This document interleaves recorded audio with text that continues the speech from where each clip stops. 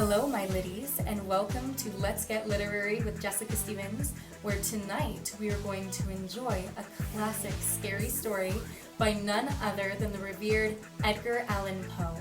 Tonight's scented candle is my very favorite of all, my crackling wood wick gypsy tea party candle, and it smells divine as ever, and it will be the perfect crackling ambiance to this scary, scary tale.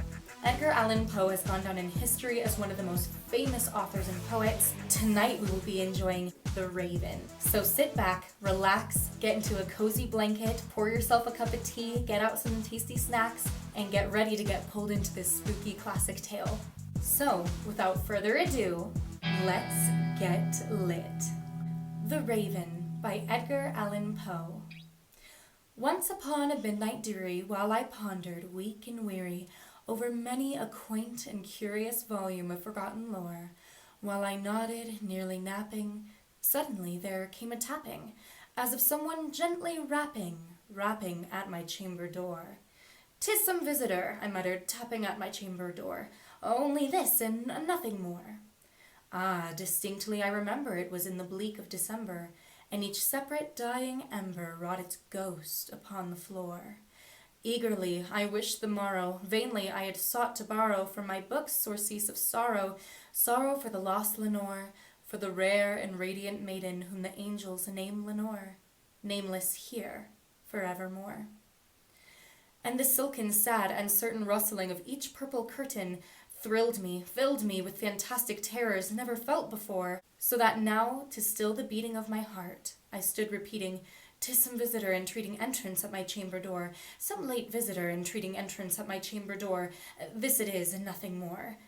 Presently my soul grew stronger, hesitating then no longer. "Sir," said I, "or madam, truly your forgiveness I implore, but the fact is I was napping, and so gently you came rapping, and so faintly you came tapping at my chamber door, that I scarce was sure I heard you." Here I opened wide the door. Darkness there, and nothing more. Deep into that darkness peering, long I stood there wondering, fearing, doubting, dreaming dreams no mortal ever dared to dream before. But the silence was unbroken, and the stillness gave no token, and the only word there spoken was the whispered word, "Lenore?" This I whispered, and an echo murmured back the word, "Lenore." Merely this, and nothing more. Back into the chamber turning, all my soul within me burning, soon again I heard a tapping somewhat louder than before. "Surely," said I, "surely that is something at my window lattice. Let me see, then, what thereat is, and this mystery explore. Let my heart be still a moment, and this mystery explore. 'Tis the wind, and nothing more." Open here I flung the shutter, when with many a flirt and flutter, in there stepped a stately raven of the saintly days of yore. Not the least obeisance made he, not a minute stopped or stayed he, but with mien of lord or lady perched above my chamber door, perched upon a bust of Pallas just above my chamber door, perched and sat, and nothing more. Then this ebony bird, beguiling my sad fancy into smiling, by the grave and stern decorum of the countenance it wore. "Though thy crest be shorn and shaven, thou," I said, "art sure no craven, ghastly, grim, and ancient raving, wandering from the nightly shore. Tell me what thy lordly name is on the night's Plutonian shore." Quoth the raven, "Nevermore." Much I marvelled this ungainly fowl to hear discourse so plainly, though its answer little meaning, little relevancy bore, for we cannot help agreeing that no living human being ever yet was blessed with seeing bird above his chamber door, bird or beast upon the sculptured bust above his chamber door, with such name as Nevermore.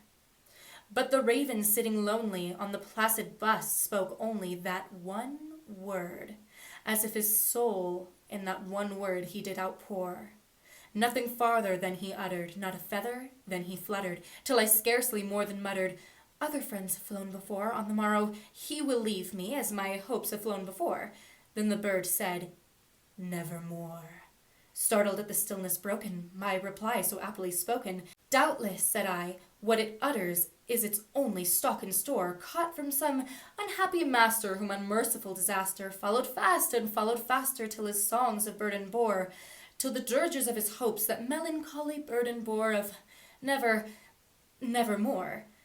But the raven still beguiling all my fancy into smiling, straight I wheeled a cushioned seat in front of bird and bust and door.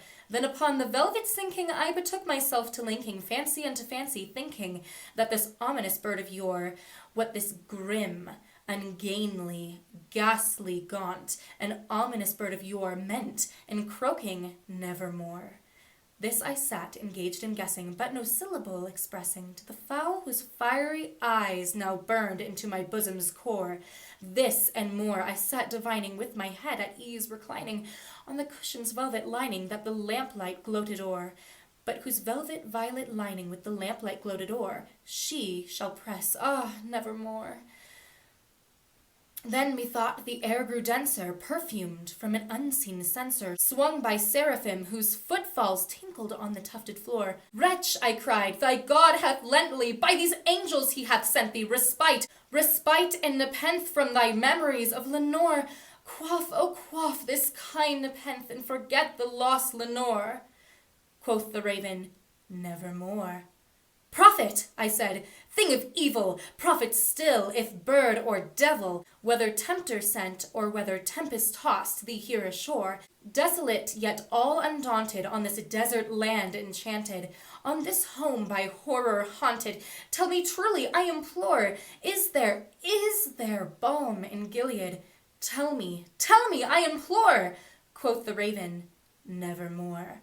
Prophet, said I, thing of evil, prophet still, if bird or devil, by that heaven that bent above us, by that God we both adore, tell this soul with sorrow laden, if, within the distant Aidenn, it shall clasp a sainted maiden whom the angels name Lenore. Clasp a rare and radiant maiden whom the angels name Lenore. Quoth the raven, nevermore. Be that word our sign of parting, bird or fiend, I shrieked upstarting. Get thee back into the tempest and the night's Plutonian shore. Leave no black plume as a token of that lie thy soul hath spoken. Leave my loneliness unbroken. Quit the bust above my door. Take thy beak from out my heart, and take thy form from off my door. Quoth the raven, nevermore. And the raven, never flitting, still is sitting on the pallid bust of Pallas just above my chamber door. And his eyes have all the seeming of a demon's that is dreaming, and the lamplight o'er him streaming throws his shadow on the floor. And my soul, from out that shadow lies floating on the floor, shall be lifted nevermore. Oh man, that is a classic for a reason.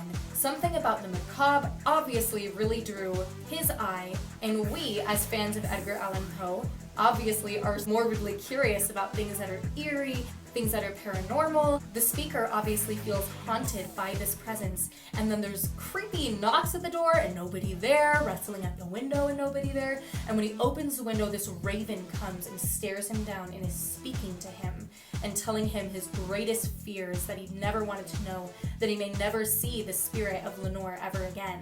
And so that's how I interpret it anyway. But as with all poetry and literature, it's all open to interpretation. Thank you so much for joining me tonight and reading this story. If you love Edgar Allan Poe, if you love spooky stories, classics, literature, are morbidly curious in the macabre, please like, subscribe, and share this video. I hope you enjoyed it as much as I did, and I hope that we have good dreams tonight. Thanks again for liking and subscribing, and have yourself an excellent day.